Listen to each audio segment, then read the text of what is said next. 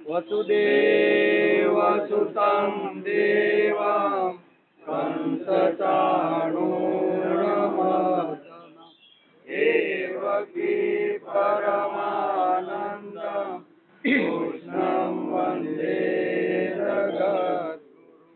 गुरुर्ब्रह्मा गुरुर्विष्णु गुरुदेवो महेश्वर गुरु साक्षात् परब्रह्म तस्मै श्री गुरुवे नमः। नारायणं नमस्कृत्यं नरं चैव नरोत्तमं देवीं सरस्वतीं व्यासं ततो जयमुदीरये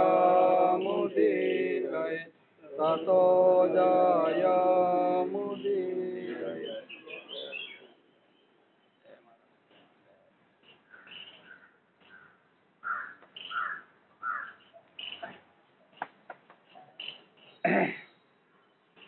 गंगा सिंधु सरस्वती च यमुना गोदावरी नर्मदा कावेरी सरयो महेन्द्र तनया कर्मण्यवती वेदिका क्षिप्रावेत्रवते महासुर नदी ख्याता जया गंडकी पूर्णा पूर्ण जले समुद्र सहिता कुर्यात् सदा मंगलम। बधी पवित्र नदीओने आज आपणे याद करी। गंगा सिंधु सरस्वती यमुना बधी नदीओ बरोबर बधी ज नदीओ गंडकी आ बधी सिद्ध नदीओ जल वडे परिपूर्ण थई समुद्र साथे मळीने अमारुं कल्याण करो। बधी नदीओने प्रार्थना करेली छे के गंगा होय यमुना होय सरस्वती होय आ बधी पवित्रतम नदीओ गंगा सागर ने मळे छे अने गंगा सागर में मळीने हे नदीओ तमे अमारुं कल्याण करो। आ श्लोकनो अर्थ आवो छे। तुलसी श्री सखी शिवे पापहारिणी पुण्यदे नमस्तो नारदनुते नमो नारायण प्रिय। तुलसी श्री सखी शिवे पापहारिणी पुण्यदे श्री लक्ष्मी जी नी बेनपणी तथा कल्याण रूपी पाप ने हरनारी। तुलसी माता केवा छे?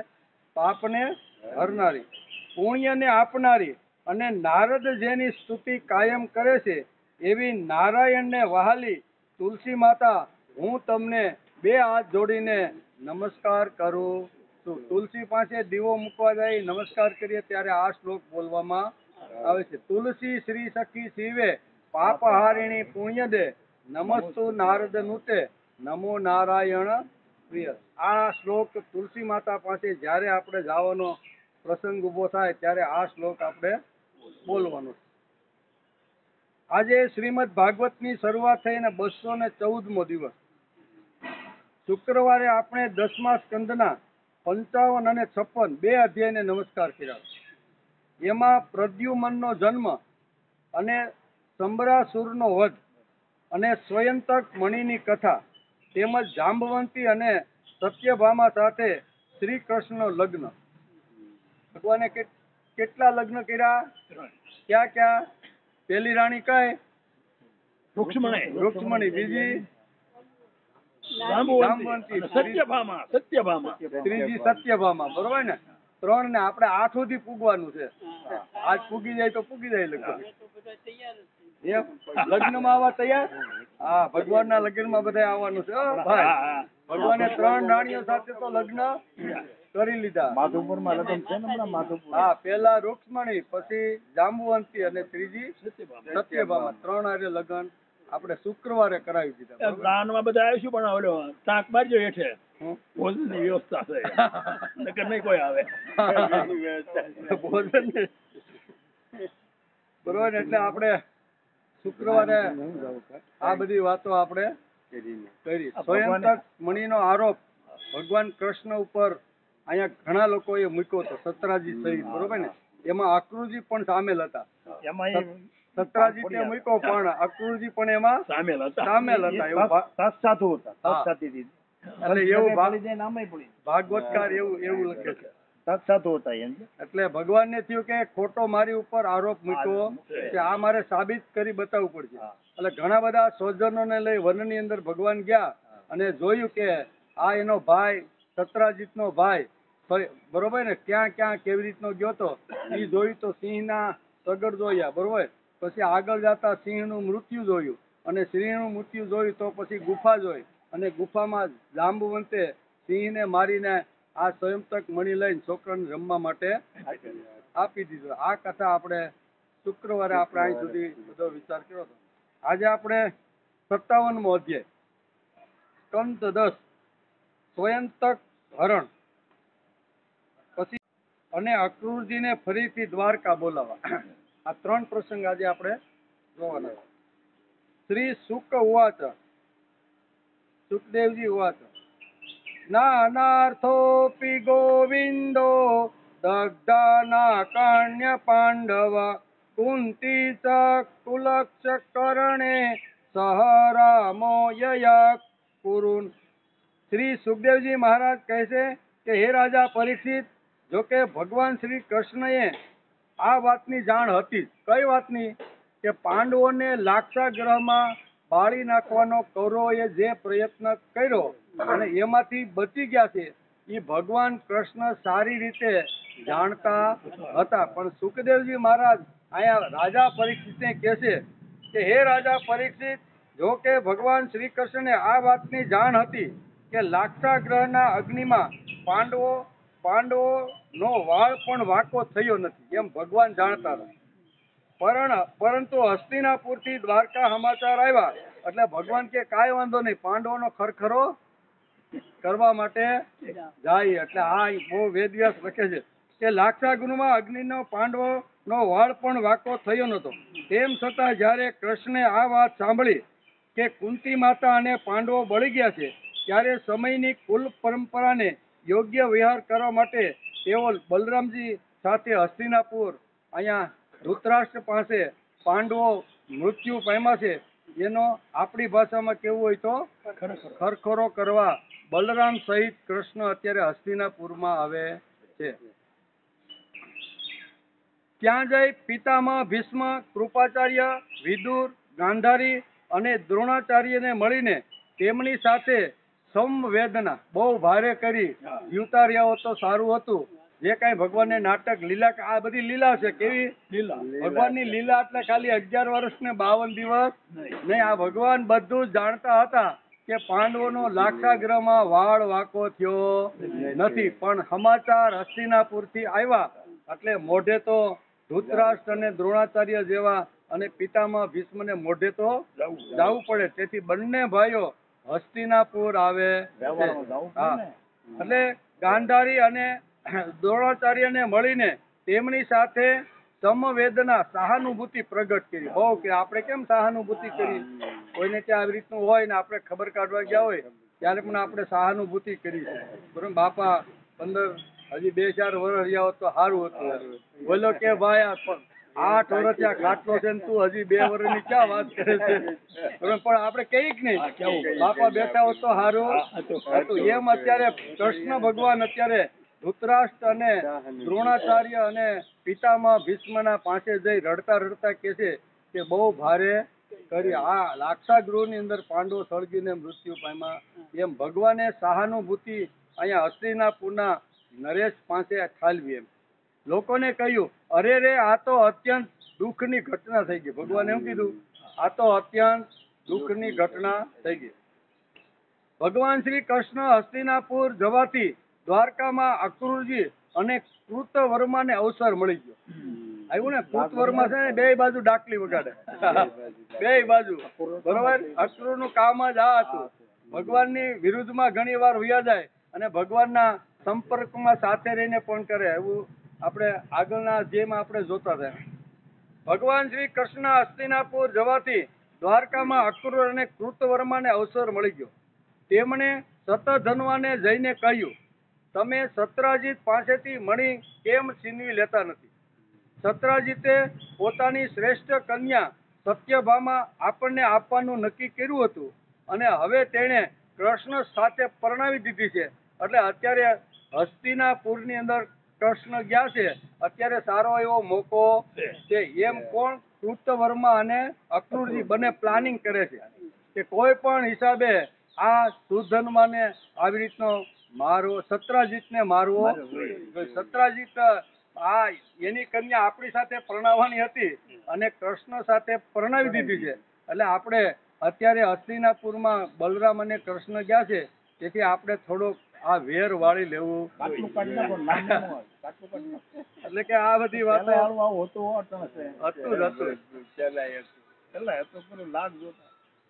અક્રૂરજી બંને બાજુ, ભાગવતકાર વેદવ્યાસ લખે છે કે અક્રૂર બંને બાજુ ડાકલી વગાડતા. એ આપણે આગળના અધ્યાયમાં પણ જોયું. જે વખતે કંસે નક્કી કર્યું કે આપણે એક આવી રીતનો યજ્ઞ કરવો છે અને યજ્ઞની અંદર કૃષ્ણ અને બલરામ તો આવવા જ જોઈએ, પણ બંને પક્ષમાં માન્ય એવી વ્યક્તિ મથુરામાં કોણ છે? તો એ વખતે આપણે જોતા હતા કે એ અક્રૂરજી ઉપર એનું ધ્યાન જાય છે. હવે કૃષ્ણને આમંત્રણ આપવાનું છે, તેને મથુરામાં કોણ લાવી શકે? જેને બંને પક્ષમાં માન્યતા છે તે જ આ કામ કરી શકે. આગળ આપણે જોયું. અહીંયા પણ અક્રૂરજી બે બાજુ ડાકલી વગાડે છે. હસ્તિનાપુર ગયેલા કૃષ્ણ અને બલરામ બંને ગયા છે. પાછળથી કૃતવર્મા સાથે આખું સત્રાજીતને મારવા માટેનું કાવતરું આ બંને શું કહેવાય યોદ્ધાઓ ઘડી કાઢે છે. આવી વ્યક્તિ એટલે અક્રૂર. કંસે અક્રૂરને બોલાવ્યા અને તેને અતિ નમ્રતાથી વાત કરી. વિવેક અને આદરપૂર્વક એને નમસ્કાર કરીને કીધું, આ મહાન બદમાશ લોકો જરૂર પડે કેટલા વાંકા વળી જાય છે ને, તેમને સ્વાર્થ આવ્યો કે તેઓ નમ્ર બની જાય. કંસે નમ્ર થઈને અક્રૂરજીને કહ્યું, મને તમારી મદદ જોઈએ છે. મારે ધનુર્યાગ યજ્ઞ કરવો છે, તેમાં કૃષ્ણ અને બલરામને લાવવાના છે. તમારા સિવાય આવી શકે એમ નથી. તમે બંનેના માન્યતા છો, મારા પણ માન્યતા છો અને કૃષ્ણને પણ માન્ય છો. એમ કે તેઓ ગામડાના છે, શહેરમાં આવતા ડરે છે, પરંતુ તેને ધનુર્યાગ યજ્ઞમાં તો બોલાવવા જ જોઈએ. આ કામ ફક્ત તમે જ કરી શકો છો, તમે જ કરી શકો, તેથી તમને મેં મારી પાસે બોલાવ્યા છે, એમ કંસ કહેતો. અક્રૂરજી વસુદેવ સિદ્ધાંતવાદી હતા. જયારે અક્રૂરજી મોકો જઈને ચાલો અડાતા. આવ્યું ને કે અક્રૂરજી કેવા હતા? મોકો જેના તરફ હોય એના તરફ અક્રૂરજી ઢળી જતા હતા. અક્રૂરને બંને પક્ષમાં માન્યતા હતી, તેથી આ કામ કંસે અક્રૂરજીને સોંપ્યું હતું. તે આપણે આગળના અધ્યાયમાં પણ જોયું હતું. અક્રૂર કૃષ્ણ પર પ્રેમ કરવાવાળા હતા. તે તેની પોલિસી પણ હશે, કારણ કે તે જ અક્રૂરે આજે કૃષ્ણને ગેરહાજરીમાં ષડયંત્ર રચી દીધું. તે સત્રાજીતને મારવા માટેનું ષડયંત્ર કૃષ્ણની હાજરીની અંદર, કારણ કે કૃષ્ણ અને બલરામ તો હસ્તિનાપુર ગયા છે. પાછળથી કે આપણે સત્રાજીનું કાટલું કાઢી નાખવાનું છે. એટલે અક્રૂરજી છે એનું થોડા શ્લોકોની અંદર વેદવ્યાસે લખ્યું છે કે બંને બાજુ ડાકલી વગાડતા હતા. જ્યાં ઢાળ આવે ને ત્યાં ઢળી જાય. અને વસુદેવ જે હતા ને એ પણ અહીંયા વૃષ્ણિ સંઘના એ પણ પ્રમુખ હતા, પણ એ સિદ્ધાંતવાદી હતા. જેલમાં જવું પડે તો જવું પડે, છોકરાની હત્યા ભલે કંસ કરતો હોય તો કરી નાખે, પણ મેં જે સિદ્ધાંત જે નક્કી કર્યો છે ને એના ઉપર જ હું ચાલવાનો છું. તેથી કંસ ને અક્રૂર ઉપર વધારે પ્રેમ તેનું કારણ કે એનું ઘણીવાર આવા પ્રસંગની અંદર અહીંયા અક્રૂરજીનો ઉપયોગ કરી લેતો હતો. એટલે વેદવ્યાસ લખે છે કે અક્રૂરે કૃષ્ણ ઉપર સ્વયંતક મણી ચોરવાનો આરોપ મૂકવામાં તે અગ્રસર હતો. ખૂબ જ મોટો ભાગ અહીંયા અક્રૂરજીએ જે વખતે સ્વયંતક મણી આવી રીતનો ગુમ થયો તો એ વખતે આરોપ મૂકવામાં અહીંયા અક્રૂરજી પ્રથમ હતા, એવું ભાગવતકાર વેદવ્યાસ લખે છે. ભાગવતકાર લખે છે કે ભગવાન શ્રી કૃષ્ણના હસ્તિનાપુર જવાથી દ્વારકામાં અક્રૂરજી અને કૃતવર્મા આવી રીતનું કાવતરું રચે છે કે કોઈ પણ હિસાબે આપણે આને ખલાસ કરવો જોઈએ, એમ અહીં લખે છે. આગળ કહે છે કે સત્રાજીતે પોતાની શ્રેષ્ઠ કન્યા સત્યભામા આપણને આપવાનું વચન આપ્યું હતું અને હવે તેણે આપણું અપમાન કરીને તેને શ્રી કૃષ્ણ સાથે પરણાવી દીધી છે. હવે સત્રજીત પણ તેના ભાઈ પ્રસન્નની જેમ યમપુરીમાં જવો જ જોઈએ. પ્રસન્ન જેમ વાઘે સિંહે ફાડી ખાધો એવી રીતે આને પણ આપણે બે ગમે એમ ખબર પડવી જોઈએ કોઈને નહીં, એમ કરીને આને યમપુર પહોંચાડી દેવાનો છે. સતધનમાં પાપી હતો અને હવે તો તેનું મૃત્યુ પણ તેના માથા ઉપર નાચી રહ્યું હતું. અક્રૂજી અને કૃતવર્માના આ પ્રમાણે મહેકાવાથી સતધનમાં તેમની વાતોમાં આવી ગયો. સતધન્વા નામનો એક જે માણસ હતો એ અક્રૂજી અને કૃતવર્મા એને બરોબર એને લાલચ કાંઈક આપીને કીધું કે તારે આ કામ કરવાનું. આજે કેમ સોપારી આપે ને, કોઈને મારવાનો હોય તો શું કે પોતે ક્યાંય દેખાય નહીં અને કામ પતાવી લે, ભાઈ 5 લાખ રૂપિયા આપીને તને તારે આ કામ કર. તો એવું જ અહીં સોપારી આપી અને સુધન્વાને તૈયાર કરે છે. કોણ? કૃતવર્મા અને અક્રૂજી બે એની પાસે જાય છે, સુધન્વાને તૈયાર કરે છે કે તારે આ એક કામ કરવાનું છે એમ કે. એટલે કે લોભવશ સુતેલા સત્રજીને તારે મારી નાખવાનું. તે સમયે સ્ત્રીઓ અનાથની એટલે કે ગયો અને તે મહાદુષ્ટે લોભવશ સુતેલા સત્રજીતને મારી નાખ્યો. બરોબર, હોપારી લઈ લીધી અને પછી અહીંયા સુધન્વા એને મારી નાખ્યો. તે સમયે સ્ત્રીઓ અનાથની જેમ રડવા લાગી, પરંતુ સતધન્વાએ તે તરફ બિલકુલ ધ્યાન આપ્યું નહીં. એનું કામ પતી ગયું અને જે કાંઈ અક્રૂરજી અને અહીંયા કૃતવર્માએ જે કાંઈ પૈસા આપવાનું નક્કી કર્યું છે એ પૈસા એને મળી ગયા એમ કે. બિલકુલ ધ્યાન ના આપ્યું. જેમ કસાઈ પશુઓની હત્યા કરી નાખે છે તે જ પ્રમાણે તે સત્રજીતને મારીને મણી લઈને ત્યાંથી ભાગી ગયો. સતધન્વા મણી લઈને ભાગ્યો. એને તો 2 કામ થઈ ગયા. ઓલા એ પૈસા આપ્યા ને આ મણી જે 8 બાર સોનું રોજ જે આપતો હતો ને એ મણી લઈને સુધન્વા ત્યાંથી નાસી ગયો. પોતાના પિતાને મારી નાખવામાં આવ્યા છે તે જાણીને સત્યભામાજી અત્યંત શોકમગ્ન થઈ ગયા અને તેઓ ઓ પિતાજી હું મરાઈ ગઈ આ પ્રમાણે વિલાપ કરવા લાગ્યા. વચ્ચે વચ્ચે તેઓ બેહોશ થઈ જતા હતા અને હોશમાં આવવાથી ફરી વિલાપ કરતા હતા. ત્યાર પછી તેઓ પિતાના મૃતદેહને તેલમાં ભરેલા પાત્રમાં રખાવીને સ્વયં હસ્તિનાપુર ગયા. પોતે સ્વયં સત્યભામા. તેમણે અત્યંત દુઃખ સાથે ભગવાન શ્રી કૃષ્ણને પોતાના પિતાની હત્યાની વાત કરી. જોકે આ બધું ભગવાન શ્રી કૃષ્ણ પહેલેથી જાણતા હતા. આ બધું ભગવાનને તો ખબર જ હોય. જેમ અહીં લાક્ષાગૃહમાં અહીં કે કુંતી સાથે પાંડવો આવી રીતના બળી ગયા છે, પણ આવી રીતના એનો વાળ વાંકો નથી થયો એ એને ખબર જ હતી. પણ હસ્તિનાપુરથી આવા દુઃખદ સમાચાર આવ્યા એટલે બંને ભાઈઓ અહીંયા ખરખરો કરવા માટે હસ્તિનાપુર આવ્યા છે. સત્યભામા પણ અહીંયા પોતાના પિતાને તેલની કડાની અંદર પેક કરી અને હસ્તિનાપુર જઈ અને કૃષ્ણને આ બધી વાત કરે છે. હે રાજા પરીક્ષિત, સર્વ શક્તિમાન ભગવાન શ્રી કૃષ્ણ અને બલરામજીએ આ બધું સાંભળીને મનુષ્યોના લીલા કરતા રહીને પોતાની આંખમાંથી આંસુ છાડ્યા. એ પણ રડવા લાગ્યા.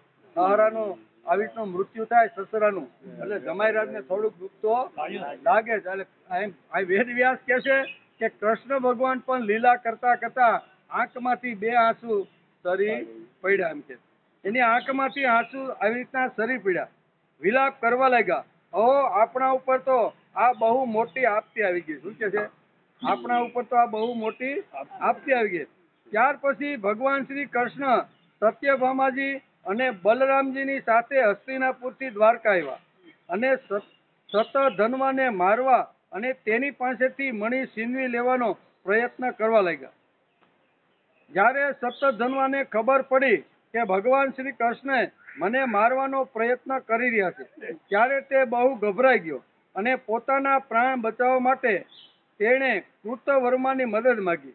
કૃતવર્માને કહ્યું, કારણ કે કૃતવર્માને અક્રૂરજીએ કાવતરું એને લાંચ આપી હતી કે ભાઈ તું આ સતધન્વાન શોધવા માટે આકાશ પાતાળ ભગવાને એક કરી નાખ્યું. સતધન્વાને ખબર પડી ગઈ કે મને શોધવા માટે અહીંયા કૃષ્ણ બધી જગ્યાએ ફરતા રહેલા છે. એક દિવસ તો હું તેના હાથમાં આવવાનો જ છું અને મારું મૃત્યુ તો નક્કી છે. એવી એનો ડર લાગવા માંડ્યો એટલે એની પાસે જે સ્વયંતક જે મણી હતો ને એ અક્રૂરજીને આપવા માટે ગયો અને એની મદદ પણ માગી, ભાઈ તું મને કાંઈક મદદ કરે, મારા માટે એને પાસેથી મણી લેવાનો પ્રયત્ન કરે. જ્યારે સતધનવાને ખબર પડી કે ભગવાન શ્રી કૃષ્ણે મને મારવાનો પ્રયત્ન કરી રહ્યા છે ત્યારે તે બહુ ગભરાઈ ગયો અને પોતાના પ્રાણ બચાવવા માટે તેણે કૃતવર્માની મદદ માગી. ત્યારે કૃતવર્માએ કહ્યું કે ભગવાન શ્રી કૃષ્ણ અને બલરામજી સર્વ શક્તિમાન ઈશ્વર છે ભાઈ, હું કાંઈ કરી શકું. આ છટકી ગયા સમજ્યા. ઓલાને એક તો પેલા મરવી નાખ્યો અને મરવી નાખીને ઘણી બધી લાલચ એ કાળમાં જે કાંઈ આપવાની છે એ બધી આપી. પણ જ્યારે આવો પ્રસંગ ઊભો થયો ત્યારે કે ભાઈ ઈ તો બહુ બે ભાઈઓ બળવાન છે. હવે આ સામાન્ય તો ઠીક, પણ મોટા મોટા કેટલાય રાક્ષસોને હણીને આ દ્વારકામાં આવ્યો છે, એટલે હું કાંઈ કરી શકું નહીં, એમ સ્પષ્ટ શબ્દમાં સુધનવાને અત્યારે અહીંયા બહુ સ્પષ્ટ રીતે સમજાવી દીધું. તેમની સાથે કોઈ કાંઈ કરી શકે એમ નથી. ભલા એવું કોણ છે જે તેમની સાથે વેર બાંધીને આ લોક કે પરલોકમાં સકુશળ રહી શકે. આમ કૃતવર્માએ સ્પષ્ટ રીતે સુધનવાને સમજાવી દીધું કે એની સાથે ભાઈ વેર અમે બાંધવાના નથી. પણ એ જયારે હસ્તિનાપુર ગયા ત્યારે કાવતરું તો તમે જ કીધું હતું બે, અક્રૂરજી અને કૃતવર્માએ. પણ અત્યારે કહે છે કે ભાઈ અમે એની સાથે વેર બાંધવા માંગતા નથી, તમે જાણો અને ઈ જાણે, આપણે કઈ આમાં આવતા નથી. તમે જાણો તો કે કંસ મામાની સાથે દ્વેષ કરવાને લીધે રાજ્ય લક્ષ્મી ગુમાવી બેઠો અને પોતાના અન્ય સાથે કંસ પણ મરાઈ ગયો. આ બધું તમે જાણો છો, બરોબર ને. જરાસંઘ જેવા બળવાનને પણ તેમની સાથે 17 વખત મેદાનમાંથી પરાજિત થઈને રથ વિના પોતાની રાજધાનીમાં પાછું આવવું પડ્યું. જ્યારે કૃતવર્માએ તેને આ બે પ્રસંગો કીધા, કંસના અને જરાસંઘના, એ કે બે પ્રસંગો એને કીધા. જ્યારે કૃતવર્માએ તેને આ પ્રમાણે સ્પષ્ટ જવાબ આપી દીધો ત્યારે સતધનવા એ મદદ માટે અક્રૂરજીને પ્રાર્થના કરી, કારણ કે બે હતા કાવતરામાં, એટલે અક્રૂરજી પાસે ગયા. એને પ્રાર્થના કરીને કહે છે કે કોઈ પણ હિસાબે તમે મને કૃષ્ણના હાથમાંથી તમે મને બચાવો. મને તો આકાશ પાતાળ એક કરીને ગોતવાનો પ્રયત્ન કરે છે, પણ હજી એના હાથમાં હું સપડાઈ ગયો નથી. કોઈ પણ રીતે તમે મને મદદ કરો, એમ અક્રૂરજીને કહે છે. તેણે કહ્યું ભાઈ એવું કોણ છે જે સર્વશક્તિમાન ભગવાનનું બળ પરાક્રમ જાણીને પણ તેમની સાથે વેર અને વિરોધ કરી. એને પણ સ્પષ્ટ ના પાડી. અક્રૂરે કીધું અમે ભાઈ કૃષ્ણને વેર બાંધવા માંગતા નથી. જે ભગવાન કીડા માત્રથી આ સંપૂર્ણ વિશ્વની રચના, રક્ષા અને સહાર કરે છે તથા તેઓ ક્યારે શું કરવા ઈચ્છે છે તે બ્રહ્મા વગેરે વિશ્વવિધા પણ સમજી શકતા નથી. જેમણે માત્ર 7 વર્ષની અવસ્થામાં જ્યારે તે તદ્દન બાળક હતા એક જ હાથે ગિરિરાજ ગોવર્ધનને ઉપાડી લીધો હતો અને જેમ નાના નાના બાળકો બિલાડીના ટોપ ઉપાડીને હાથમાં રાખે છે તે પ્રમાણે રમત રમતમાં 7 દિવસ સુધી ગોવર્ધને એને તોડી રાખ્યો. આવા મોટા અને શક્તિશાળી અને પરાક્રમ વાળા સાથે અમે વેર બાંધવા માંગતા નથી, એમ અક્રૂરજીએ પણ અહીંયા સુધનવાને બહુ સ્પષ્ટ રીતે સમજાવી દીધું. તે જ પ્રમાણે રમત રમતમાં 7 દિવસ સુધી તેને હાથ પર ધારણ કરી રાખ્યો. હું તો તે ભગવાન શ્રી કૃષ્ણ નમસ્કાર કરું છું. આ હસ્તિનાપુર ગયા ત્યાં વાંચે કાવતરું કીધું, આને કહેવાય બે બાજુ ખેલાડી, બરોબર, બે બાજુનો ખેલાડી. હું કે અક્રૂરજી કે છે કે અમે એની સાથે વેર બાંધી શકતા નથી. તેમના કર્મો અદ્ભુત છે, તેઓ અનંત અનાદિ એકરસ અને સર્વાત્મ સ્વરૂપ છે. હું તેમને નમસ્કાર કરું છું. જ્યારે અક્રૂરજીએ પણ ચોખ્ખા શબ્દોમાં જવાબ આપી દીધો ત્યારે સતધનવા સ્વયંતક મણી અક્રૂરજી પાસે થાપણ તરીકે મૂકીને ભાગ્યો. શું કે હવે તમે જાણો ને કૃષ્ણ જાણે, એમ કરીને આ મણીનો ઘા કરી અને તે 400 કોસ દોડવા લાગ્યો. કેટલા? 400 કોસ દોડવા લાગ્યો. ઘોડા ઉપર બેસીને ધીમે ધીમે ધીમે ધીમે એ રસ્તો કાપવા લાગ્યો. હે રાજા પરીક્ષિત, ભગવાન શ્રી કૃષ્ણ અને બલરામ બંને ભાઈ પોતાના ગરુડ ધ્વજ રથ ઉપર બેઠા. એને ખબર પડી કે સદનમાં અત્યારે દ્વારકાપુરી છોડીને જઈ રહ્યો છે, બરોબર, સરનામું મળી ગયું. ભગવાન શ્રી કૃષ્ણ ને બલરામ બંને ભાઈ પોતાના ગરુડ ધ્વજ રથ ઉપર બેઠા, જેમાં અત્યંત વેગવાળા ઘોડા જોડેલા હતા. હવે તેમણે પોતાના સસરા સત્રાજીતને મારનારના સદ્ધનોનો પીછો કર્યો. પોતાના સસરાને જેને સત્તધન્વાએ માર્યો હતો એનો ભગવાને પીછો કર્યો. મિથિલાપુરી પાસે એક ઉપવનમાં સતધન્વાનો ઘોડો પડી ગયો. હવે તેને છોડીને પગ પાડવા ભાગવા લાગ્યો. ઘોડો પડી ગયો, કઈક ખેંચ આવી છે એટલે પગમાં નુકસાન થઈ, એટલે ઘોડો હાલી શકે એમ નહોતો, તેથી પગ પાળા ભાગવા લાગ્યો. તે ખૂબ જ ભયભીત હતો. ભગવાન શ્રી કૃષ્ણ પણ ક્રોધિત થઈને તેની પાછળ દોડ્યા હતા. સસરાને માર્યા એટલે ક્રોધ તો ચડે જ એમ. સતધન્વા પગપાળા ભાગી રહ્યો હતો, તેથી ભગવાને પણ પગપાળા દોડીને પોતાના તીક્ષ્ણ ધારવાળા ચક્રથી તેનું માથું ઉડાવી દીધું અને તેના કપડામાં સ્વયંતક મણી શોધ્યો, પણ મળ્યો નહીં. જોયું કે આ સ્વયંતક મણી લઈને ભાગ્યો છે એટલે મળ્યો નહીં. પરંતુ જ્યારે મણી મળ્યો નહીં ત્યારે ભગવાન શ્રી કૃષ્ણે મોટા ભાઈ બલરામને આવીને કહ્યું કે મેં સતધન્વાને વ્યર્થ જ માર્યો છે, કેમ કે તેમની પાસે સ્વયંતક મણી તો છે જ નહીં. બરોબર ને, મેં એને માર્યો ખોટો, પણ સ્વયંતક મણી મળ્યો નહીં. બલરામજીએ કહ્યું, એમાં સંદેહ નથી કે સતધન્વાએ સ્વયંતક મણીને કોઈની પાસે રાખીને એ હનુમાન અત્યારે બલરામ કહે છે કે ભાઈ અહીંયા કોઈના શું કહેવાય કોઈને આપીને ગયો હશે એમ કે તમે દ્વારકામાં તપાસ કરાવો, પતો મેળવો. હું વિદેહ રાજને મળવા ઈચ્છું છું, કેમ કે તેઓ મારા અત્યંત પ્રિય મિત્ર છે. હે રાજા પરીક્ષિત, આમ કહીને યાદવ શ્રેષ્ઠ બલરામજી મિથિલા નગરીમાં ચાલ્યા ગયા. જ્યારે મિથિલા નરેશે જોયું કે પૂજનીય બલરામ મહારાજ પધારી રહ્યા છે, ત્યારે તેમને અતિશય આનંદ થયો. તેમણે તરત જ પોતાના આસન ઉપરથી ઊભા થઈને અનેક પ્રકારની સામગ્રીઓથી તેમની પૂજા કરી. રાજા કેવા? જનક કહેવાય ને મિથિલાપુરમાં. એટલે એને જોયું કે બલરામ આવી રહ્યા છે, તેથી યથા યોગ્ય તેનું પૂજન કર્યું. ત્યાર પછી ભગવાન બલરામજી કેટલાય વર્ષો સુધી મિથિલાપુરમાં જ રહ્યા. મહાત્મા જનકજીએ બહુ જ પ્રેમ અને સન્માનપૂર્વક તેમનું આતિથ્ય સ્વીકાર્યું.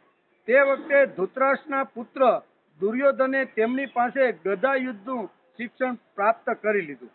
બરોબર, એ ત્યાં આવ્યો છે દુર્યોધન, એટલે ભગવાન બલરામે બરોબર એને શિક્ષણ આપ્યું. પોતાના પ્રિય સત્યભામાનું પ્રિય કાર્ય કરીને ભગવાન શ્રી કૃષ્ણ દ્વારકામાં ફરીથી આ સ્વયંતક મણી કોણે રાખ્યો છે એ શોધવાની શરૂઆત કરી દીધી. સત્યભામાને જણાવી દીધું કે સતધન્વાને મારી નાખ્યો છે, પરંતુ શ્યામ એટલે કે સ્વયંતક મણી તેની પાસે મળ્યો નથી. ત્યારબાદ તેમણે ભાઈ બંધુઓની સાથે પોતાના સસરા સત્રાજીતની પરલોક માટે જે ક્રિયાઓ કરવાની હતી તે કરાવી, જેનાથી મરનાર પ્રાણીઓનો પરલોક સુધરે છે. એટલે તેલની અંદર સત્રાજીતનું આવી રીતનું સબ રાખેલું હતું. ભગવાન કૃષ્ણએ એની જે પ્રમાણે શાસ્ત્રોક્ત વિધિથી એને અગ્નિ સંસ્કાર જે કાંઈ કરવા જોઈએ એ શાસ્ત્રોક્ત પદ્ધતિ અહીંયા અગ્નિ સંસ્કાર કર્યો. અક્રૂરજી અને કૃતવર્માએ સતધન્વાને સત્રાજીતનો વધ કરવા ઉત્તેજિત કર્યા હતા. તેથી હવે તેમણે સાંભળ્યું કે ભગવાન શ્રી કૃષ્ણે સતધન્વાને મારી નાખ્યો છે. ત્યારે તેઓ અત્યંત ભયભીત થઈને બંને દ્વારકા છોડીને ભાગવા જ લાગ્યા. કે અમે જે કાવતરું કર્યું હતું એ કાવતરાની જો આ ભગવાન કૃષ્ણને ખબર પડી જશે તો અમારા બંનેનો વારો કાઢી નાખીએ એમ કરી અને અક્રૂરજી અને કૃતવર્મા બંને દ્વારકા છોડીને ભાગી ગયા. હે રાજા પરીક્ષિત, કેટલા લોકો એવું માને છે કે અક્રૂરજીના દ્વારકાથી ચાલ્યા જવાથી દ્વારકાવાસીઓમાં અનેક પ્રકારના વારંવાર દૈવિક, દૈહિક અને ભૌતિક સંતાપો થવા લાગ્યા. પરંતુ જે લોકો આવું કહે છે તેઓ પહેલા કહેલી વાતોને ભૂલી જાય છે કે ભલા એવું ક્યારેય સંભવી શકે છે કે જે ભગવાન શ્રી કૃષ્ણમાં સમસ્ત ઋષિ મુનિ નિવાસ કરે છે. તેમના નિવાસસ્થાન દ્વારકામાં તેમની હયાતીમાં કોઈ ઉપદ્રવ થાય ખરો ભાઈ? કોઈ ઉપદ્રવ થાય નહીં. પરંતુ તે સમયે નગરના વડીલો વૃદ્ધો એ કહ્યું કે એકવાર કાશી નરેશનો એક ઉપાખ્યાન સમજાવે છે કે કાશી નરેશના રાજ્યમાં વરસાદ પડતો નહોતો, દુકાળ પડતો હતો વારંવાર. ત્યારે તેમણે પોતાના રાજ્યમાં આવેલા અક્રૂરજીના પિતા સોલફકને પોતાની પુત્રી ગાંડિનીને પરણાવી દીધી. ત્યારે તે પ્રદેશમાં વૃષ્ટિ થઈ. અક્રૂરજી પણ સ્વફલ્કના પુત્ર છે અને એમનો પ્રભાવ પણ એમના જેવો છે. તેથી જ્યાં ત્યાં અક્રૂરજી રહે છે ત્યાં ત્યાં વરસાદ પડે છે તથા કોઈ પ્રકારનું સુખ કે મહામારી જેવા ઉપદ્રવ કે રોગો આવતા નથી. હે રાજા પરીક્ષિત, તે લોકોની વાત સાંભળીને ભગવાને વિચાર્યું કે આ ઉપદ્રવનું કારણ નથી, પણ લોકોના મનમાં ખોટી એક ગાંઠ બંધાઈ ગઈ છે, આ એનું કારણ નથી. આવું જાણવા છતાં ભગવાન લીલા કરતા આગળ આ પ્રસંગનું વર્ણન કરતા કહે છે. ભગવાન કહે છે કે જો તમને બધાને એવું લાગતું હોય તો અક્રૂરજીને બોલાવવા માટે આપણે દ્વારકામાંથી કોઈ દૂતને મોકલીએ. અક્રૂરજી દ્વારકા છોડીને જતા રહ્યા હતા અને દુષ્કાળ ને આવી રીતનું થોડું ઘણું અઘટિત ઘટનાઓ ઘટવા લાગીને ત્યારે લોકો શંકા કુશંકા કરવા લાગ્યા. ભગવાન કહે છે કે તમારો જે શંકા કુશંકા છે એ બધી ખોટું છે. આ તો આપણા કર્મ પ્રમાણે બધું આવતું જતું રહેલું છે. આ તો આપણે એને મોકલીએ એમ કે. ભગવાને તેમનું બહુ સ્વાગત કર્યું અને મીઠી મીઠી પ્રેમની વાતો કહીને તેમની સાથે ચર્ચા કરી. હે રાજા પરીક્ષિત, ભગવાન બધાના ચિત્તમાં રહેલા એકે એક સંકલ્પને જાણે છે. તેથી તેમણે બેસીને અક્રૂરજીને કહ્યું, હે કાકાશ્રી, આપ મહાદાની છો. અમને આ વાતની પહેલેથી જ ખબર છે કે સતધનવા તમારી પાસે સ્વયંતક મૂકી ગયો છે, જે અત્યંત પ્રકાશમાન અને ધન આપનારો છે. તમે જાણો છો કે સત્રાજીતને કોઈ પુત્ર નથી. તેથી તેની પુત્રીના પુત્રો તેમના દોહિત્રો જ તેમને તિલાંજલિ અને પિંડદાન કરાવશે, તેમનું ઋણ ચૂકવશે અને જે કંઈ સંપત્તિ શેષ બાકી વધશે તેના તે ઉત્તરાધિકારી થશે. એટલે કે એના ઉત્તરાધિકારી આ થશે. આ પ્રમાણે શાસ્ત્રીય દ્રષ્ટિથી જોકે સ્વયંતક મણિ અમારા પુત્રોને જ મળવો જોઈએ, તેમ છતાં તે મણિ ભલે તમારી પાસે રહે, કેમ કે તમે ઘણા વ્રતધારી અને પવિત્ર આત્મા છો. ભગવાનને તો બધું ભગવાનને બધી ખબર જ હતી, બરોબર ને, પણ છતાંય ભગવાન કહે છે કે તમારી પાસે રાખો, તમે વ્રતધારી અને પવિત્ર આત્મા છો. તથા બીજાઓ માટે આ મણિ રાખો એ બહુ મુશ્કેલ પણ છે, પરંતુ મારી પાસે એક બહુ મોટી સમસ્યા આવી પડી છે, એમ ભગવાન કૃષ્ણે અક્રૂરજીને કીધું. મારા મોટા ભાઈ બલરામજી મણિની બાબતમાં મારા ઉપર પૂરો વિશ્વાસ રાખતા નથી, એટલે મારી પાસે તો એ મેળ પડશે નહીં.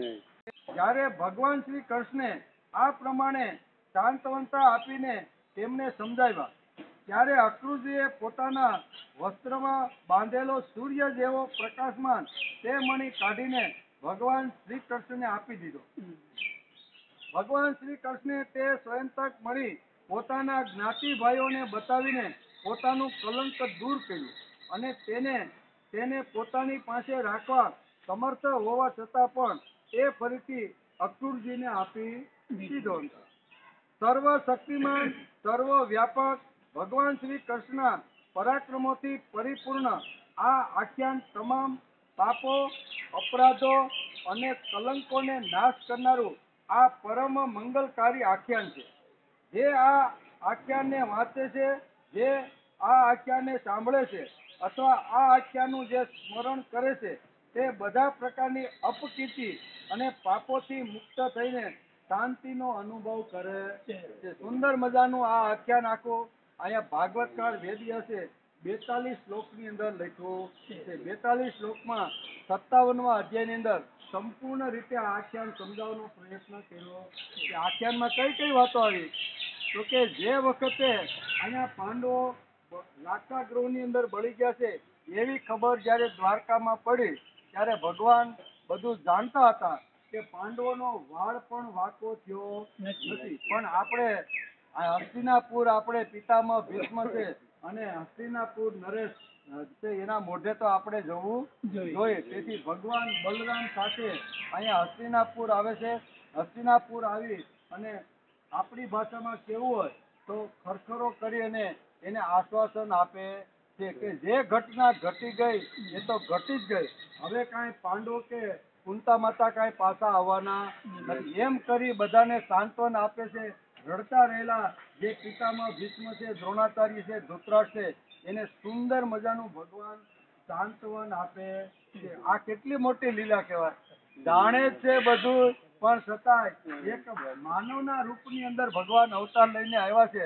એટલે એને જે લીલા કરવાની, લડવા જવાનું હોય ને ત્યારે મુખ્ય માણસ ઈ હોય કૃતવર્મા. તો આ બેના પેટની અંદર પાપ ઊભું થયું કે અત્યારે હસ્તિનાપુરની અંદર બલરામ અને કૃષ્ણ ગયા છે.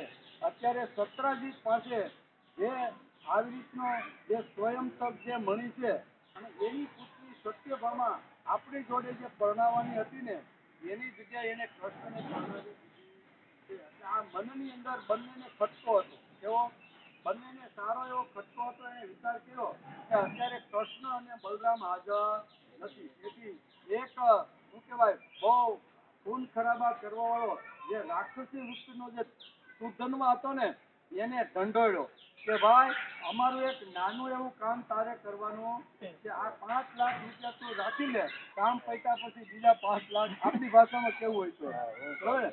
આ તને આપી. સુધન્વા તૈયાર થયો અને સત્રાજી રાતના સૂતા હતા એનો એને પથારીમાં જ ખૂન કરી નાખ્યું. એકદમ આવી રીતનું કોઈ પણ માણસ જેમ સામાન્ય મુર્ગાને કાપે ને એમ સત્રાજીતને આ સુધન્વાએ ડોકથી કાપીને કટકા કરી નાખ્યા. આવી રીતનું જયારે પરિસ્થિતિ નિર્માણ થઈ ત્યારે એમની જે સત્રાજીતની જે પુત્રી સત્યભામા, બરોબર ને, સત્યભામા હતી ખૂબ દુઃખી થઈ. એને વિચાર કર્યો કે મારા પતિની ગેરહાજરીમાં ગોતા ગોતા અહીંયા આવે છે અને પછી તો ઘણી બધી ઘટનાઓ બને છે. વિચાર કરવા લાગ્યો કે હવે શું કરવાનું. ત્યારે સુધન્વા આવી રીતનો જે સ્વયંતક મણી હતો એ પાછો દ્વારકામાં જઈને અર્જુનજીને આપે કે તમે આને સંભાળો. ભગવાને સુધન્વાને માર્યો અને કપડામાં જોયું તો કોઈ જગ્યાએ એને આવી તો સ્વયંતક મણી મળ્યો નહીં. એટલે દ્વારકામાં આવીને બલરામને કહે છે કે મારું સુધન્વાને મારવાનું તો વ્યર્થ ગયું. એના કપડા માટે બધું તપાસ કરી પણ સ્વયંતક મણી મળ્યો નથી. આમ કરી અને તો હવે ક્યાં હોય. હવે કૃતવર્મા અને અક્રૂરી બે અથડાઈ ગયા કે દ્વારકામાં ભગવાન તો આવી ગયા છે અને વહેલા મોડો આપણો ભાંડો ફૂટવાનો છે. એટલે આપણે મુઠ્ઠીઓ વાળીને દ્વારકા છોડીને જઈએ ચાલ્યું જવું. આમ કરી અને અક્રૂરી સહિત અત્યારે કૃતવર્મા બંને દ્વારકા છોડીને જતા રહીએ છે. દ્વારકા છોડીને જતા રહીએ છે. દ્વારકા શું કહેવાય દ્વારકા છોડીને વયા ગયા છે. તેથી વરસાદ આવતો નથી. બધા બીમાર પડવા લાગ્યા. આવું બધું થવા લાગ્યું. ભગવાન વિચાર કરે છે કે અક્રૂરજીના જવાબે આ બધું થતું નથી. પોતાના કર્મ પ્રમાણે જે કાંઈ ઘટનાઓ ઘટે છે એ બધી ઘટે છે. પણ ભગવાન કૃષ્ણ તો લીલા કરવા માટે આવ્યા હતા. બધા ગામના દ્વારકાવાસીઓને બોલાવે છે કે ભાઈ શું કરવું જોઈએ. તો કે કોઈ પણ હિસાબે તમારે અક્રૂરજી જ્યાં ગયા હોય ને ત્યાંથી તમારે એને પાછા લાવવા જોઈએ. અક્રૂરજી ક્યાં ગયા હતા તો કે કાશીની અંદર. અને કાશીની અંદર ગયા એટલે ત્યાં વરસાદ પણ પડવા લાગ્યો. ધરતી પણ લીલીછમ થવા લાગી. એટલે કે ત્યાં ગયા પછી ત્યાં આવી શું થાય તો આપણે એને પાછા બોલાવો. તો આ બધી ભગવાન વિચાર કરે છે કે હજી અંધશ્રદ્ધા અને વહેમની અંદર આ મારા હોવા છતાંય દ્વારકાની આ પ્રજા કેટલી ભોળી અને કેટલી મળી હોય ને તો તમે આપી દો. આના અધિકારી તો અહીંયા સત્રાજીતની પુત્રી જે સત્યભામા છે અને સત્યભામાના જે દીકરાઓ છે ને એ જ એના અધિકાર છે. હજી એનું ઘણું એને આપી દો. આવી રીતના આપવા માટેનો આવી રીતનું થયું. અને ભગવાન કૃષ્ણ કહે છે કે આ બધાના મગજમાંથી એક વાત કાઢવા માટે તમારે જાહેરમાં કહેવું પડશે કે આ મણી તમે બધા સંભાળો. બલરામજી સહિત કહે છે કે અમારે પાસે જોતું નથી. એમાંથી જે કાંઈ ફળ મળે ને 8 ભાર સોનું એ તમે અમને આપી રહેજો. મણી તો હાસ હોય. અમારે કાંઈ જોખમ કે ભાર ઉઠાવો. આમ કરીને સ્વયં તક મણી અહીંયા અક્રૂરજીની પાસે રહી ગયો. અને એમાંથી જે કાંઈ ધન ઉત્પન્ન થતું હતું એ સત્યભામાના જે પુત્ર એટલે ભગવાન કૃષ્ણના પુત્ર થાય ને એને બધા આવી રીતનું ધન આપતા રહે છે. એમ કરીને આ અધ્યાયને આપણે નમસ્કાર કર્યા. હવે પછીનો જે અધ્યાય છે એ 58મો અધ્યાય. 58મા અધ્યાય ભગવાન શ્રી કૃષ્ણ બીજા લગ્ન. બરોબર, 3 ક્યાં છે? કેટલા બાકી? 5 લગ્ન બાકી. 8 કરવાના છે ટોટલ આપણે, બરોબર ને? એટલે 3 લગ્ન ક્યાં? કોના કોના? એક રૂક્ષ્મણી, જાંબુવંતી. ક્રમ યાદ રાખજો. અને એટલે બધી ભાગવત યાદ રહીએ. ક્રમ યાદ રાખ્યું ને એટલે ભાગવત આપણે યાદ રહી જાય. બરોબર ને? હવે બાકીના 5 કરવાના છે એ આપણે 58મા અધ્યાયમાં આજે આપણે એને પરણાવી દઈએ. બરોબર ને? એટલે આમાં કેટલા આવે છે ઊંચું. બરોબર, એટલે આજે આપણે એનો વિચાર કરવાનો.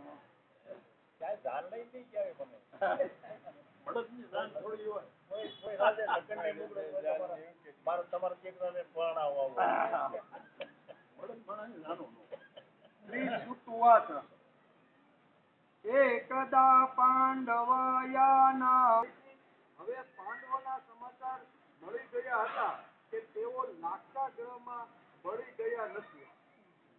ભગવાનને તો ખબર હતી પણ જાહેર થઈ ગયો કે હવે પાંડવો લાક્ષાગૃહમાં રહ્યા નથી.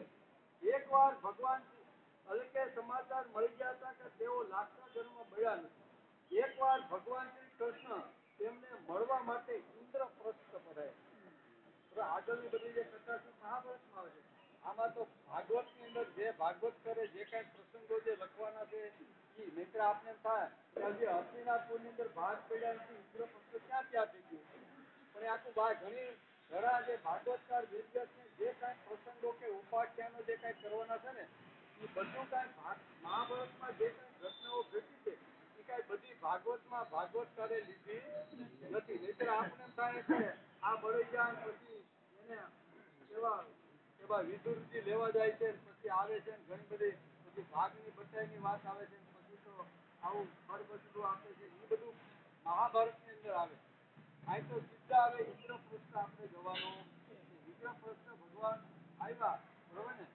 તેમની સાથે સાત્યકી વગેરે બીજા કેટલાક યાદવો પણ હતા.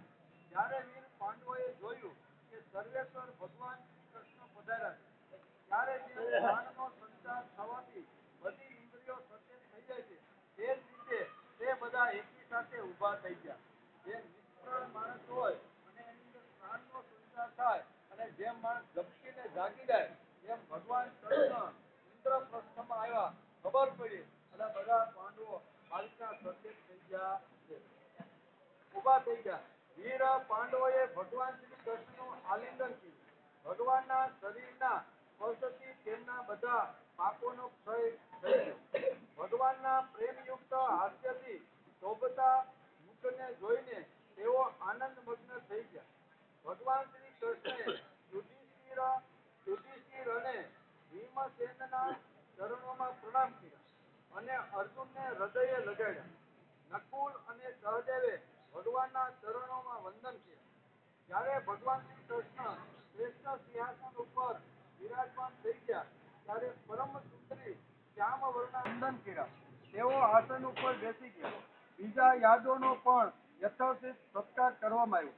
બધા ભગવાન શ્રી કૃષ્ણની આજુબાજુ બેસી ગયા. બધા બેસી ગયા.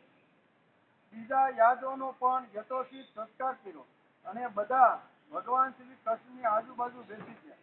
ત્યાર પછી ભગવાન શ્રી કૃષ્ણે તેમના ફોઈ કુંતી પાસે જઈ તેમના ચરણોમાં પ્રણામ કર્યા. કુંતીજીએ અત્યંત સ્નેહવશ તેમને પોતાના હૃદયે લગાડી દીધા. તે વખતે તેમના નેત્રોમાં પ્રેમાસુ છલકાઈ આવ્યા હતા. કુંતીજીએ શ્રી કૃષ્ણને પોતાના ભાઈ પાંડવોના કુશળ સમાચાર પૂછ્યા અને ભગવાને પણ તેમને યથોચિત ઉત્તર આપીને તેમના પુત્રવધુ દ્રૌપદી અને સ્વયં કુશળ મંગળ પૂછ્યું. તે સમયે પ્રેમ વિવળ થઈને કુંતીજીનું ગળું રૂંધાઈ ગયું. નેત્રોમાંથી આંસુ સરી રહ્યા હતા. ભગવાનના પૂછવાથી તેમને પોતાના અગાઉના દુઃખો યાદ આવવા લાગ્યા અને તેઓ પોતાને ખૂબ સંભાળીને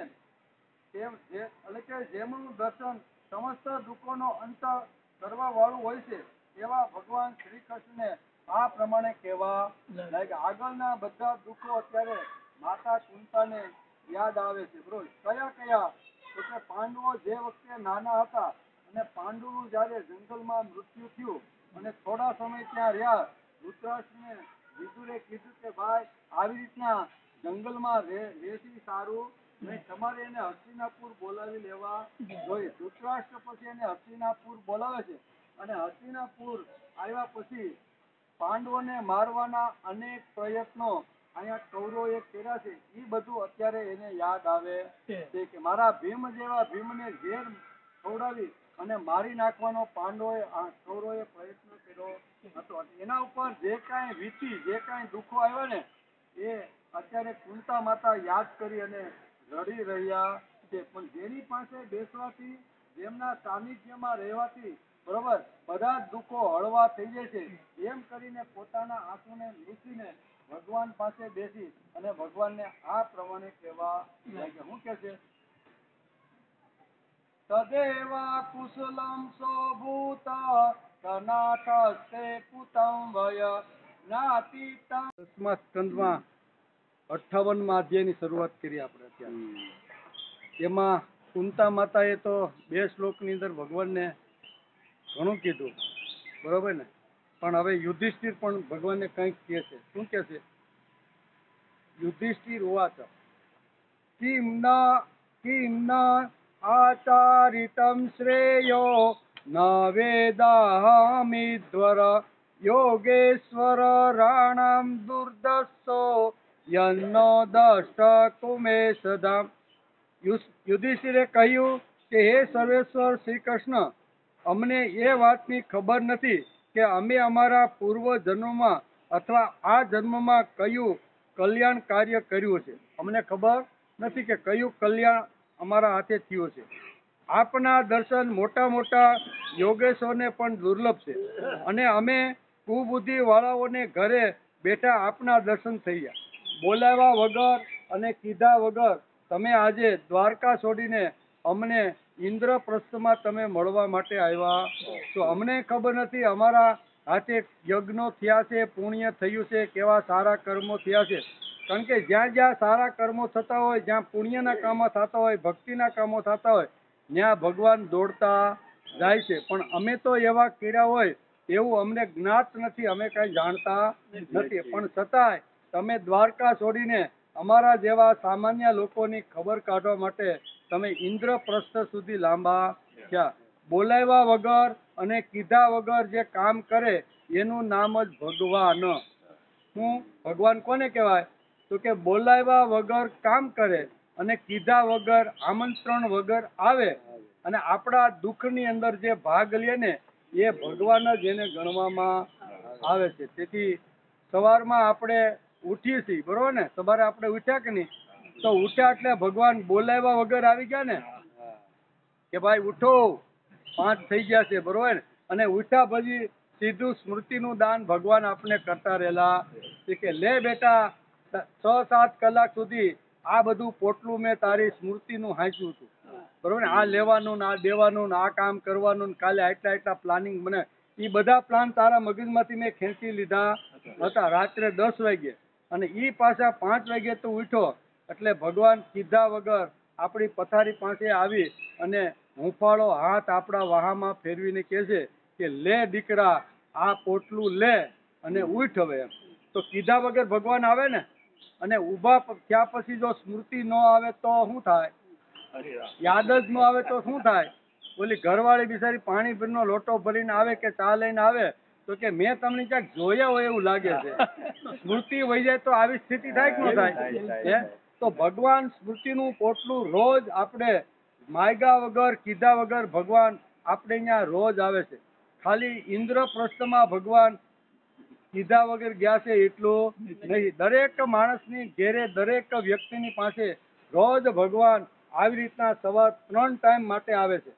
સવારે પણ આવે, રાત્રે પણ આવે અને બપોરે જમતી વખતે પણ ભગવાન આપણી પાસે આવીને આપણું ખાધેલું પચાવતા રહેલા છે. એટલે કહેવાનો અર્થ કે સ્મૃતિદાન, શક્તિદાન અને શાંતિદાન 3 પ્રકારના દાનો ભગવાન રોજ આપણે કીધા વગર અને બોલાવ્યા વગર આવી અને આપણા કામ કરતા રહેલા છે. તેથી એને આપણે નમસ્કાર કરવા જોઈએ. કુંતા માતા પણ આ જ વિચાર કરે છે કે તમે અમારા જેવા સામાન્ય રખડતા ભટકતા અમે, બરોબર ને, અને કેટલી યાતનાઓ અમે બાળપણથી જ વેઠવાની શરૂઆત કરી છે, પણ છતાંય તમે અમારા જેવા ઘરે આવ્યા, તમારા પાવન પગલા થવાથી અમારા ઘણા બધા દુઃખો હળવા થઈ જાય, આ પ્રાર્થના કરે છે. યુધિષ્ઠિર કહે છે કે હે સર્વેશ્વર શ્રી કૃષ્ણ, અમને એ વાતની ખબર નથી કે અમારા પૂર્વ જન્મોના અથવા આ જન્મમાં કયું અમે કલ્યાણકારી કાર્ય કર્યું છે. આપના દર્શન મોટા મોટા યોગેશ્વરને પણ દુર્લભ છે, અને અમે કુબુદ્ધિ વાળાને ઘરે બેઠા આપના દર્શન થઈ ગયા છે, તેથી અમે ખૂબ જ ભાગ્યશાળી છીએ. મોટા મોટા જે મહાત્માઓ છે, મોટા મોટા જે આવી રીતના તપસ્વીઓ છે અથવા મોટા મોટા સંતો છે, એ રાત દિવસ સમાધિમાં બેસીને તપસ્યા કરીને તમને પામવાનો પ્રયત્ન કરે છે, પણ તમે એના ઉપર રાફડા થઈ જાય છે તોય તમે એને દર્શન આપતા નથી. તો અમારું એવું કયું પુણ્ય છે, એવું કયું કર્મ છે, અમને તો યાદ નથી ને, કે આવા જેના કર્મ હોય, આવા જેના પુણ્ય કર્મ હોય, આવા જેને સત્કર્મો કર્યા હોય, ત્યાં ભગવાન સામેથી ચાલીને જાય છે. અમને યાદ નથી, તમે અમારે ત્યાં આવ્યા છો. આમ કરી અને યુધિષ્ઠિર સરસ મજાની પ્રાર્થના કરે છે. ભગવાન શ્રી કૃષ્ણ ઇન્દ્રપ્રસ્થના સ્ત્રી પુરુષોને પોતાના રૂપ માધ્યમથી નયન નંદનું દાન કરતા રહીને વર્ષા ઋતુના 4 મહિના સુધી ત્યાં સુખપૂર્વક રોકાયા. જેમ ચાતુર્માસમાં જેમ કેવા મહિના, કેવો પર્વત, ઋષ્યમુખ પર્વત ઉપર ભગવાન શ્રી રામ રોકાણા ને 4 મહિના ચાતુર્માસ માટે, અહીંયા પણ વર્ષા ઋતુની શરૂઆત થઈ ગઈ છે. ભગવાન જે વખતે ઇન્દ્રપ્રસ્થ આવ્યા અને ચાતુર્માસની શરૂઆત થઈ છે, એટલે વેદવ્યાસ, ભાગવતકાર વેદવ્યાસ લખે છે કે ભગવાન 4 મહિના સુધી ઇન્દ્રપ્રસ્થમાં અહીંયા પાંડવોની સાથે રહ્યા છે. વર્ષા ઋતુની શરૂઆત થઈ ગઈ છે, એટલે કોઈ પણ સંપ્રદાય કે કોઈ પણ ધર્મ હશે ને, તમે જોજો કે આ ચાતુર્માસ શરૂ થાય ને એટલે જ્યાં એનું મુકામ હોય ત્યાં જ મોટા ભાગે સ્થિર થઈ જતા હોય છે. એટલે અહીંયા પણ ભગવાન કહે છે કે ચાતુર્માસ શરૂ થઈ ગયો છે, વર્ષા ધીમે ધીમે વરસી રહ્યો છે, એટલે 4 મહિના સુધી હવે મારે અહીંયા ઇન્દ્રપ્રસ્થમાં જ રહેવાનું છે. હે રાજા પરીક્ષિત, એકવાર શ્રેષ્ઠ વીર અર્જુન ગાંડીવ ધનુષ્ય અને અક્ષય બાણવાળા 2 તક્ષક લીધા અને ભગવાનની સાથે કવચ પહેરીને પોતાના કપિધ્વજ રથ ઉપર બેઠા. હવે 4 મહિના કરવાનું હું, એટલે આ જ કરવાનું. જ્યારે વરસાદ ન હોય ત્યારે અર્જુનની સાથે આવી રીતના રથમાં બેસી અને જંગલોની અંદર ફરવા માટે આવી રીતના બંને નીકળી જતા હતા. વેદવ્યાસ લખે છે અને કહે છે કે 4 મહિના આવી રીતના અહીંયા ઇન્દ્રપ્રસ્થમાં રહ્યા, ત્યારે અર્જુનની સાથે અવારનવાર આવી રીતના બાણો લઈને ફરવા માટે જતા હતા. એટલે કે બાણવાળા 2 તક્ષક લીધા તથા ભગવાનની સાથે કવચ પહેરીને પોતાના કપિધ્વજ રથ ઉપર બેઠા. ત્યાર પછી શત્રુદળનો સંહાર કરવા વાળા અર્જુન તે ભયંકર વનમાં ગયા, જ્યાં ઘણા સિંહ, વાઘ વગેરે ભયંકર જાનવરો હતા. અર્જુને યુધિષ્ઠિરની આજ્ઞા પ્રમાણે જંગલમાંથી યજ્ઞ માટેની આવશ્યક સામગ્રી સેવકો સાથે યુધિષ્ઠિર પાસે મોકલાવી દીધી. યજ્ઞ કરવાનો હોય છે એટલે સેવકો સાથે આવ્યા, તે બધી સામગ્રી મોકલી. તે સમયે તેઓ થાકી ગયા હતા અને તરસ પણ લાગી હોવાથી યમુનાજીના કિનારે ગયા. ભગવાન શ્રી કૃષ્ણ અને અર્જુન બંને મહારથીએ યમુનાજીમાં હાથ પગ ધોઈને નિર્મળ જળ પીધું અને ત્યાં તેમણે એક સર્વાંગ સુંદરી કન્યાને તપ કરતી નિહાળી. કારણ કે 8 કન્યા આપણે પૂરી કરવાની છે, બરોબર ને, એટલે આવી રીતની એક કન્યાને નિહાળી. દાડમની કળી જેવા એના સુંદર શરીર હતું, સુંદર શરીર હતું. પોતાના મિત્ર શ્રી કૃષ્ણના મોકલવાથી અર્જુને એની પાસે જઈને પૂછ્યું કે ભાઈ આ સુંદર સ્ત્રી કોણ છે, તમે જરીક જઈને તપાસ તો કરો. એમ કહીને ભગવાને અર્જુનને એની પાસે મૂકી કે હે સુંદરી, તમે કોણ છો, કોના પુત્રી છો, ક્યાંથી આવ્યા છો અને શું કરવા ઈચ્છો છો? હું એવું સમજો છું કે તમને તમારા લાયક કોઈ પતિ જોઈએ છે. હે કલ્યાણી, તમે અમારી બધી હકીકત તો, તમે જે કાંઈ પ્રશ્ન પૂછ્યા એ જે કાંઈ હકીકત હોય એ તમે મને કયો. એમ કરીને આ તપ કરતી રહેલી સ્ત્રીની પાસે ભગવાન કૃષ્ણે અર્જુનને મોકલા. એને અનેક પ્રકારના પ્રશ્ન પૂછ્યો. શા માટે આવ્યો છો, શું કરો છો, અને તમારે કોઈ પતિ જોઈ છે એટલા માટે તમારી તપસ્યા ચાલે છે કે કેમ? અનેક પ્રકારના પ્રશ્ન અર્જુને પૂછ્યા. એક કાલિંદી હતી. કેવી? કાલિંદી ઉવાચ અહમ દેવસ્ય સવિતુ દુહિતા પતિમિચ્છતિ વિષ્ણુ વરેણ્યમ વરદમ તપ પરમમાસ્થિતા. કાલિંદીએ કહ્યું કે હું ભગવાન સૂર્યદેવની પુત્રી છું. હું સર્વશ્રેષ્ઠ વરદાતા ભગવાન વિષ્ણુને મારા પતિ તરીકે પ્રાપ્ત કરવા અહીં કઠોર તપસ્યા કરી રહી છું. ભગવાન આવી રીતના વિષ્ણુ તરીકે મને પતિ મળે એના માટે હું તપસ્યા કરી રહી છું. આમ સૂર્યદેવની પુત્રી કાલિંદીએ અર્જુનને આ પ્રમાણે વાત કરી. વીર અર્જુન, હું લક્ષ્મીજીના પરમ આશ્રય ભગવાન સિવાય અન્ય કોઈને મારા પતિ બનાવીશ નહીં. અનાથોના એકમાત્ર બેલી પ્રેમાસ્પદ ભગવાન શ્રી કૃષ્ણ મારા પર પ્રસન્ન થાવ. મારું નામ કાલિંદી છે. યમુના જળમાં મારા પિતા સૂર્યદેવે એક ભવન પણ બનાવી આપ્યું છે. તેમાં હું રહું છું. જ્યાં સુધી ભગવાનના દર્શન નહીં થાય હું અહીં જ રહેવાની છું. અર્જુને ભગવાન પાસે જઈને એ બધી હકીકત જણાવી. કારણ કે ભગવાને કીધું કે આ સ્ત્રી તપસ્યા કરે છે, એ કોણ છે સરનામું જાણતો હોય. એટલે એ બધી કાલિંદીએ જ્યારે વાત કરી ત્યારે સમાચાર લઈ અને ભગવાન કૃષ્ણને આ સમાચાર આપે છે. અર્જુને ભગવાન પાસે જઈને આ બધી હકીકત જણાવી. તેઓ તો સર્વ કાંઈ જાણતા જ હતા. હવે તેમણે કાલિંદીને પોતાના રથ ઉપર બેસાડી દીધા અને તેની સાથે ધર્મરાજ યુધિષ્ઠિરને ત્યાં ઇન્દ્રપ્રસ્થમાં આવ્યા. બરોબર, ભગવાનને તો કઈ વાર લાગે નહીં. રથ ઉપર બેસાડી દીધા અને એ ઇન્દ્રપ્રસ્થમાં આવ્યો. ત્યારબાદ પાંડવોની વિનંતીથી ભગવાન શ્રી કૃષ્ણે પાંડવોને રહેવા માટે એક અત્યંત અદ્ભુત અને વિચિત્ર નગર વિશ્વકર્મા પાસે નિર્માણ કરી અને 4 મહિના સુધી રહેવાના હતા. એટલે સુંદર મજાનું ભવન પણ બનાવી દીધું. ભગવાન આ વખતે પાંડવોને આનંદ આપવા અને તેમનું હિત કરવા માટે ઘણા દિવસ સુધી ત્યાં રોકાયા. તે દરમિયાન અગ્નિદેવને પાંડવ વન આપવા માટે તેઓ અર્જુનના સારથી પણ બની ગયા. ખાંડવ વનનું ભોજન મળી જવાથી અગ્નિદેવ ખૂબ જ પ્રસન્ન થયા.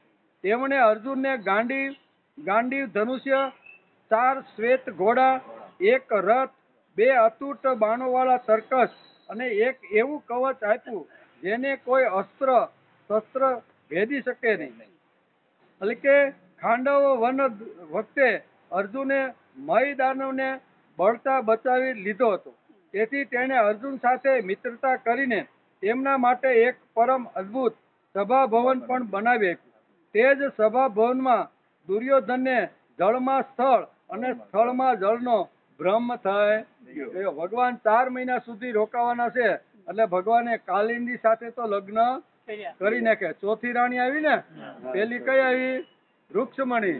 બીજી આવી જામવંતી. ત્રીજી આવી સત્યભામા. ચોથી આવી કાલિંદી. યાદ રાખજો, 4 રાણી સાથે તો એને હવે અડધે પલે તો આપણે પૂગી ગયા.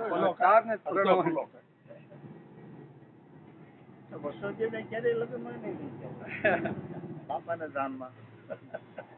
એટલે ભગવાન અહીંયા રહ્યા, કાલિંદી સાથે લગ્ન કર્યા. અર્જુને પણ સુંદર મજાનો એક અલગ ભવન બને કે ભગવાન તમે અહીંયા રહ્યો. કે હમણાં 4 મહિના તો કઈ જવાનું નથી.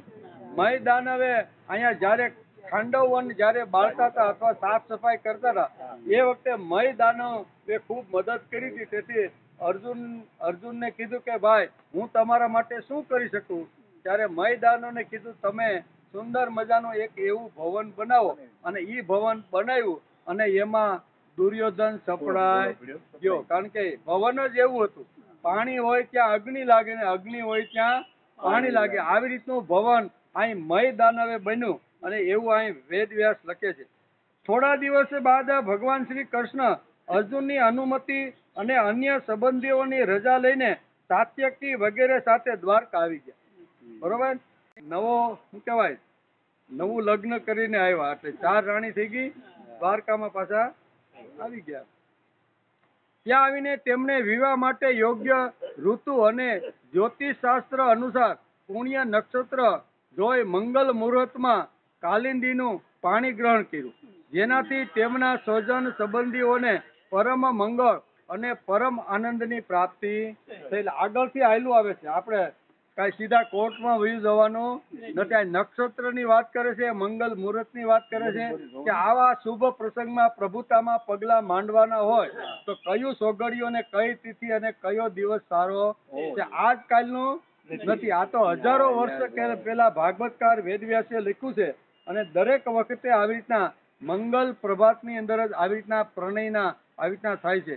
તેથી અહીંયા કહે છે કે બધા સગા સંબંધીઓને આવી રીતના આમંત્રિત કરી અને મંગલ મુહૂર્તની અંદર કાલિંદી સાથે પાણી ગ્રહણ ભગવાને દ્વારકાની અંદર કરી લીધું. અવંતી એટલે ઉજ્જૈન દેશના રાજા વિંદ અને અનુવિંદ હતા. તેઓ દુર્યોધનને આધીન રહેનારા અને તેમના અનુયાયી હતા. તેમની બહેન મિત્ર વિંદા સ્વયંવરમાં ભગવાન શ્રી કૃષ્ણને પોતાના પતિ બનાવવા ચાહતી હતી, પરંતુ વિંદ અને અનુવિંદે પોતાની બહેનને તેમ કરતા અટકાવી દીધા. બરોબર ને? અહીંયા બહુ સરસ રીતે અહીંયા ઉજ્જૈન નગરીની અંદર ભગવાને આ 5મું લગ્ન કરવાના છે. બરોબર ને? એટલે વિંદ અને આ બે જે ભાઈઓ હતા ને એ એની બેનની વિરુદ્ધની અંદર હતા. એની બેન મિત્ર વિંદા તો એમ કહેતી હતી કે હું પરણીશ તો ભગવાન શ્રી કૃષ્ણની જોડે પરણીશ, પણ આ બંને ભાઈઓ દુર્યોધનના આવી રીતના મિત્ર હોવાના નાતે એવો વિચાર કરતા હતા કે આને આપણે કૌરવ પક્ષમાં કોઈને ત્યાં પરણાવીએ. પણ અહીંયા મિત્રાનીન તો અહીંયા મક્કમ થઈને બેઠી હતી કે જ્યારે પરણીશ ને ત્યારે ભગવાન કૃષ્ણની સાથે જ હું પરણીશ. મિત્રવિંદના સ્વયંમાં ભગવાન શ્રી કૃષ્ણને જ પોતાના પતિ બનાવવા ચાહતી હતી, પરંતુ વિંદ અને અનુવિંદે પોતાની બહેનને તેમ કરતા અટકાવી દીધા.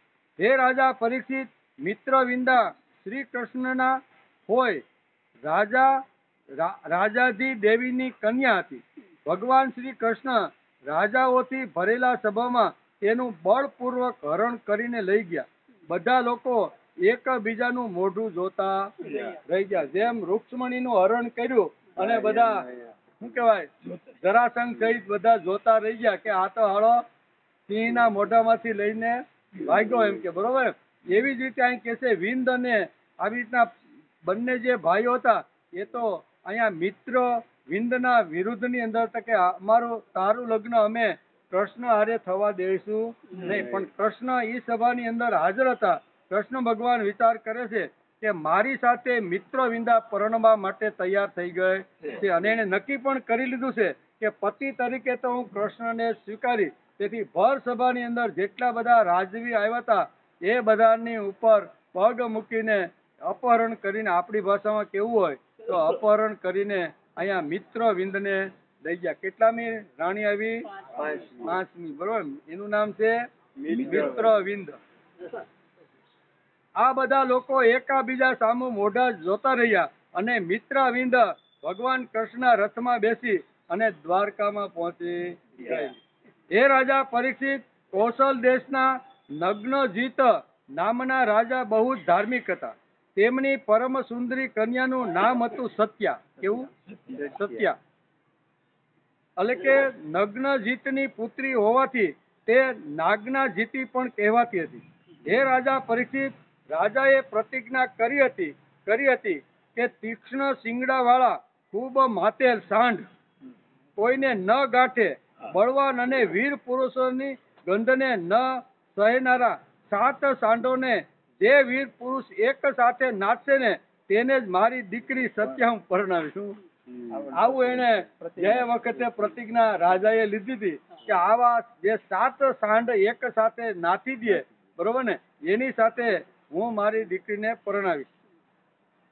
જ્યારે યાદવ શ્રેષ્ઠ ભગવાન શ્રી કૃષ્ણે આ સમાચાર સાંભળ્યા કે આ રાજા તો આવું એક વ્રત લઈને બેઠો છે, છોકરી હારી છે પણ વ્રત બહુ અઘરું છે, કારણ કે 7 સાંઢને એક સાથે નાથી લેવા એ કાંઈ રમતની વાત નથી. વેદ વ્યાસ કહે છે એ સામાન્ય કઈ હાંડ હતા નહીં, જબરજસ્ત ખાધેલા પીધેલા અને ખૂબ હૃષ્ટ પુષ્ટ થયેલા હાંડ હતા. એ હાંડને નાથવા ખૂબ અઘરા હતા એમ વેદ વ્યાસ ભાગવતની અંદર લખે છે.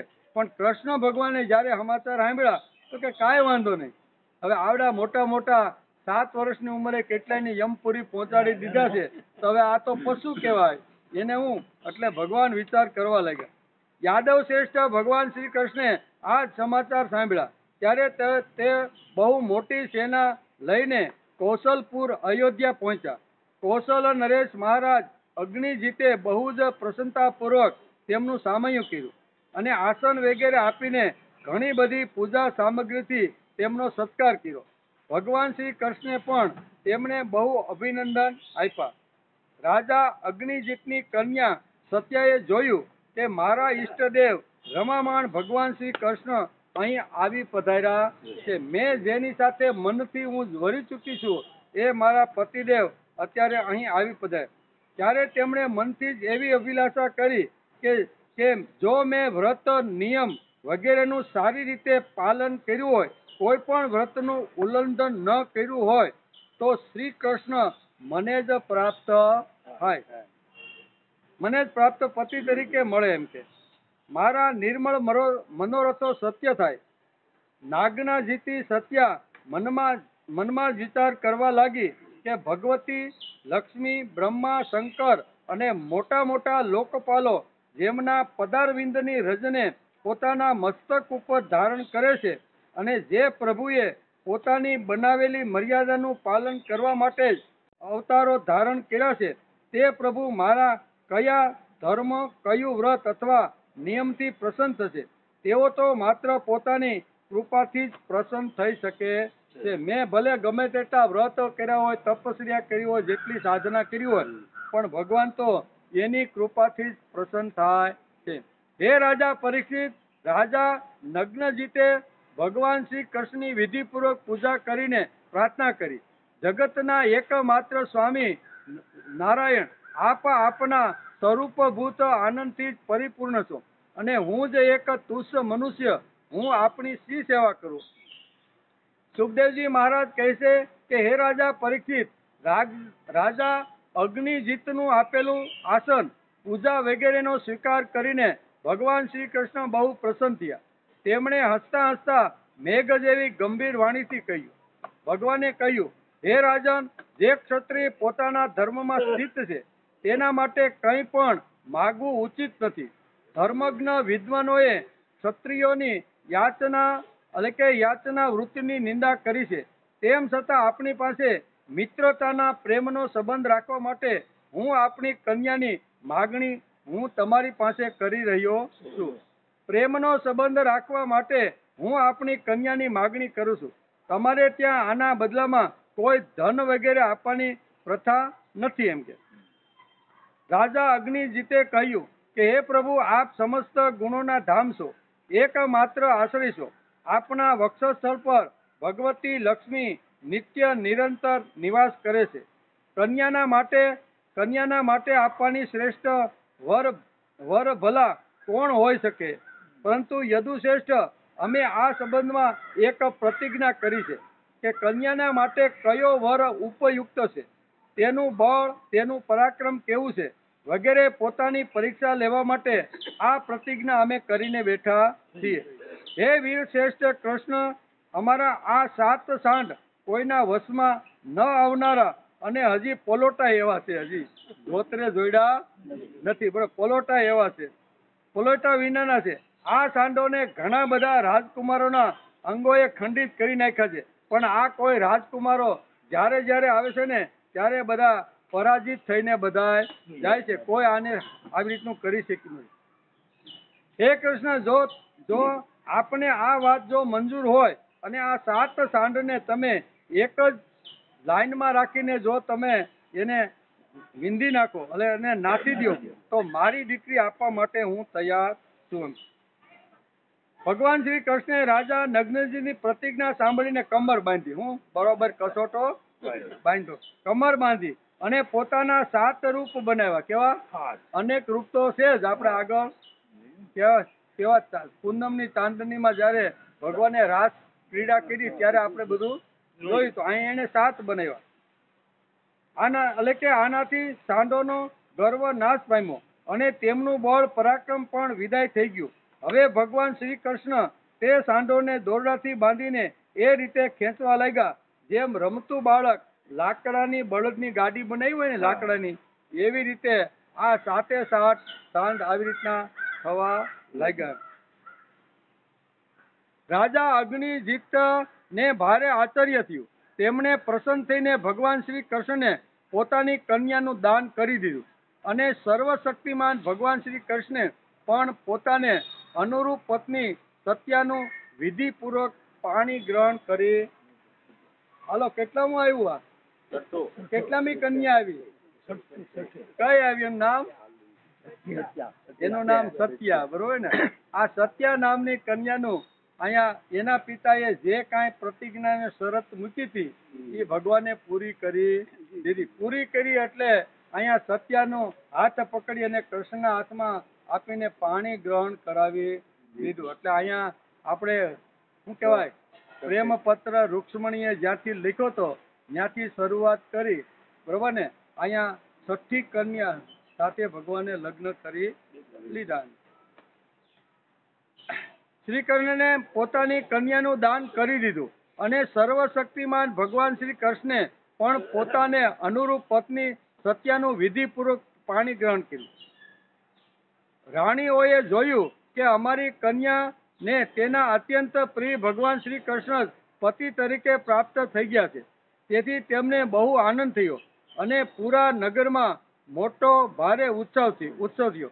શંખ, ઢોલ, નગારા વાગવા લાગ્યા. મંગળ ગીતો ગવાવા લાગ્યા. બ્રાહ્મણો આશીર્વાદ આપવા લાગ્યા. નગરના સ્નેહાર નર નારીઓ શ્રેષ્ઠ સાડીઓ, અલંકારો, શૃંગાર સજી બાળાઓથી સુશોભિત થઈ આનંદ વિભોર બની અને હર્ષ લૂંટવા લાગી. રાજા નગ્નજીતે પુત્રીને દહેજમાં 10,000 ગાયો, 3,000 દાસીઓ, જે સુંદર વસ્ત્રો અને ગળામાં સોનાના હાર પહેલા હતા આપી. આ ઉપરાંત 9,000 હાથી, 9 લાખ રથ, 9 કરોડ ઘોડા અને 9 અબજ સેવકો પણ દહેજમાં આપ્યા. આ બધું સંશોધન કરવા જેવું છે.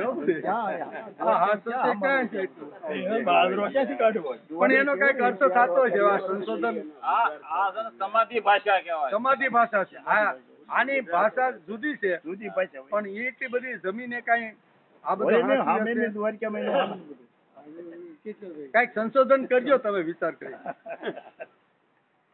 એટલે કે આ બધું દહેજમાં આપ્યું. કૌશલ નરેશ રાજા નગ્નજીતે વર કન્યાને રથમાં બેસાડી એક મોટી સેનાની સાથે તેમને વિદાય કર્યા. તે સમયે પિતાનું હૃદય પુત્રીના પ્રેમથી દ્રવીભૂત થઈ ગયું હતું.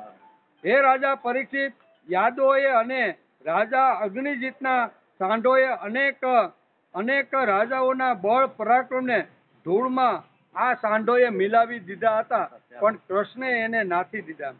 સમાચાર મળ્યા ત્યારે તેમનાથી ભગવાન શ્રી કૃષ્ણનો વિજય સહન થયો નહીં. જેટલા રાજા અહીં હાંડને નાચવા માટે આવ્યા હતા, કોઈનો હાથ તૂટ્યો, કોઈનો પગ તૂટ્યો ને બધા અહીંયા છોડીને મેદાન છોડીને ચાલ્યા ગયા, પોતપોતાના રાજમાં ગયા. અને પછી એના દૂતોએ બધા રાજાઓને સમાચાર આપ્યા. જે હરીફાઈમાં ભાગ લેવા આવ્યા હતા ને એ બધાના માણસોએ, ગુપ્તચરોએ સમાચાર આપ્યા કે અગ્નિજીતની જે દીકરી જે છે ને એના લગ્ન તો શ્રી કૃષ્ણની સાથે થઈ ગયા. અને શ્રી કૃષ્ણ એક સાથે 7 સાંઢને નાથી અને જેમ રમકડાની ગાડીને જેમ બાળક ખેંચીને લઈ જાય એવી રીતે અહીંયા એના પિતા પાસે લઈને આ સમાચાર જ્યારે જ્યાં જે રાજાઓ અહીંયા મેદાનની અંદર હાંડને નાચવા આવ્યા હતા એને સમાચાર બધાને મળ્યા કે ભાઈ આવી રીતનો દ્વારકા જો જતો હોય ને તો રસ્તામાંથી જ આપણે કન્યાને ઉઠાવી લઈ. આમ બધા વિચાર કરવા લાગ્યા. રાજાઓને સમાચાર સાંભળ્યા ત્યારે તેમનાથી ભગવાન શ્રી કૃષ્ણનો આ વિજય સહન ન થયો. આ સહન તે લોકોએ નગ્નજીત સત્યાને લઈને જતા રસ્તામાં ભગવાન શ્રી કૃષ્ણને ઘેરી લીધા અને યુદ્ધ કરવા લાગ્યા. અને ખૂબ વેગપૂર્વક તેમના ઉપર બાણોની વર્ષા કરવા લાગ્યા. ત્યારે પાંડવ વીર અર્જુને પોતાના મિત્ર ભગવાન શ્રી કૃષ્ણનું પ્રિય કરવા માટે ગાંડીવ ધનુષ્ય ધારણ કરીને જેમ સિંહ નાના મોટા પશુઓને ખદેડી મૂકે તેમ તે રાજાઓને મારીને અર્જુને બધાને ખદેડી મૂક્યા. ત્યાર પછી યાદવ શિરોમણી દેવકી નંદન ભગવાન શ્રી કૃષ્ણ દહેજની વસ્તુઓ તથા સત્યાને લઈને દ્વારકામાં પધાર્યા. ત્યાં રહીને ગૃહસ્થિત વિહાર કરવા લાગ્યા. આપણા બધા ભગવાન છે ને પરણેલા છે. બધા જે સંતો છે, મહાપુરુષો, જૂના કાળના આપણે ઇતિહાસ વાંચી ઋષિઓ, તો કોઈ પણ મહાપુરુષ અથવા આવી રીતના અવતારો થયા છે એ બધાએ લગ્ન કરેલા છે. તેથી અહીંયા લીલાના માધ્યમથી ભગવાન આપને બધાને સમજાવે છે કે જેણે ઉત્તમમાં ઉત્તમ ગૃહસ્થાશ્રમ કરી અને પ્રભુ પ્રાપ્તિ કરવાની હોય તેમણે બધાએ લગ્ન તો કરવા જ જોઈએ. હે રાજા પરીક્ષિત, ભગવાન શ્રી કૃષ્ણના હોય શ્રુત કીર્તિ કેક દેશમાં પરણ્યા હતા. તેમની પુત્રીનું નામ ભદ્રા હતું. તેના ભાઈ સંતવર્ત વગેરે તેને ભગવાન શ્રી કૃષ્ણને આપી અને તેમણે ભદ્રા સાથે લગ્ન કરાવ્યા. કેટલામાં આવી? કઈ બોલોજી નામ? રૂક્ષ્મણી, જાંબવતી, સત્યભામા, કાલિંદી, મિત્રવિંદા, સત્યા અને આ આવી સાતમી ભદ્રા. બધી યાદ તો છે ભાઈ. ચંદ્ર દેશના રાજા કન્યા હતી. એનું નામ હતું લક્ષ્મણા. તે અત્યંત સુલક્ષણો વાળી હતી. જેમાં ગરુડે સ્વર્ગમાંથી અમૃતનું હરણ કર્યું હતું તે જ રીતે ભગવાન શ્રી કૃષ્ણ સ્વયંવર માંથી એકલા જઈને તેનું હરણ કરી નાખ્યું. એનું નામ હતું લક્ષ્મણા. આ આઠમી, બરોબર? 8 યાદ રહી ગઈ ને? આઠમી તમે હુઈ ગયા હતા. આ 8 પટરાની ને આપણે ભગવાને સારામાં સારા ગૃહસ્થી બને. હવે ભલે હેરાન થયા રાખે, આપણે એકને હાંસવવી પડે તોય કેટલું આપણે દખ થતું છે. હવે 8 ને હાંસવવાની છે બાપા. ક્યાં પીછું તું? 8 થોડું પીછું લફરું તો વાહ છે. 8 થોડું પીછું છે. આ તો મોટી ગણાય. 16,108 હજી વાહ તો બહુ જાતું બાકી. હે રાજા પરીક્ષિત, આ રીતે ભગવાન શ્રી કૃષ્ણની બીજી પણ હજારો પત્નીઓ હતી. તે પરમ સુંદરી હોય ને તેઓ ભીમાસુરને મારીને તેના બંદીગૃહમાંથી છોડાવીને એને દ્વારકાની અંદર લાવ્યા હતા. ઇતિ શ્રીમદ ભાગવતે મહાપુરાણે પારમહંસ્યા સંહિતાયા દશમ સ્કંદે ઉત્તરાર્ધે અષ્ટમહી સ્યુધ્યાયો નામાષ્ટકમ સતસો. 10મા સ્કંદના ઉત્તરાર્ધ અંતર્ગત 8 રાણીઓના વિવાહ એ નામનો 58મો અધ્યાય સમાપ્ત થયો. આજ આપણે 2 અધ્યાયને નમસ્કાર કર્યા. 2 અધ્યાયની અંદર કઈ વાતો? તો કે પહેલી, ભગવાન હસ્તિનાપુરમાં પાંડવો લાક્ષાગૃહમાં બળી ગયા છે એ તપાસ કરવા માટે અથવા આશ્વાસન આપવા માટે આવ્યા, એનો પણ આપણે વિચાર કર્યો. ત્યાંથી કાલિંદીને શું કહેવાય, પછી બીજા આમાં જોયું કે ભગવાન ચાતુર્માસ માટે અહીંયા ક્યાં આવ્યા? ઇન્દ્રપ્રસ્થ આવ્યા છે. અને ઇન્દ્રપ્રસ્થમાં આવ્યા અર્જુન જોડે જ રહ્યા છે 4 મહિના સુધી. જેટલી હરણ કરવાની હતી ને એ ભગવાન એની જોડે જ હતા. કાલિંદી સાથે બીજી મિત્રા અને મિત્ર વૃંદા, કાલિંદી, પછી સત્યા, ભદ્રા અને શેલી લક્ષ્મણા. આમ કરી અને ભગવાને 8 પટરાણીઓ, મુખ્ય 8 એમ, પછી તો બીજી બધી ઘણી છે, એમ કરીને આજે આપણે નમસ્કાર કર્યા. શ્રીમદ ભાગવત નો અભ્યાસ આપણે ઘણા સમયથી કરીએ છીએ, બરોબર ને? આ બધા જે આપણા જે પ્રસંગો છે એ કરીએ છીએ. આ ગ્રંથમાં માનવને નારાયણ પર બનાવવાનો પ્રયત્ન ભાગવતકાર વેદવ્યાસ કરી રહ્યા છે. નારાયણ પર એટલે નારાયણનો જ આધાર. બીજા બધા આધાર તો તૂટી જાય, પણ નારાયણનો આધાર કોઈ દી તૂટતો નથી. બીજા સંબંધમાં બધા માતા પિતાનો હોય, પુત્ર પછી પતિ પત્નીનો હોય, ભાઈ બહેનનો હોય, એ બધા આધાર તો વહેલા મોડા આગળ પાછળ તૂટવાના છે. પણ આ એક આધાર એવો છે કે જે આધાર કોઈ દી તૂટવાનો નથી. એટલે ભાગવતકાર વેદવ્યાસનું આપણે જે અત્યાર સુધી જે અભ્યાસ કર્યો એની અંદર ભાગવતકાર વેદવ્યાસ આપણે નારાયણ પર બનાવવાનો આગ્રહ રાખી રહ્યા છે કે બધા સંબંધો તૂટશે, બધા સંબંધો બગડશે, કોઈ થોડા વર્ષો રહેશે ને કોઈ લાંબા ગાળે, પણ બગડવાના તો છે ને છે જ. તો એવો એક આધાર લેવો જોઈએ કે જે આધાર કોઈ દિવસ તૂટે નહીં. તેથી ભાગવતકારે અહીંયા 18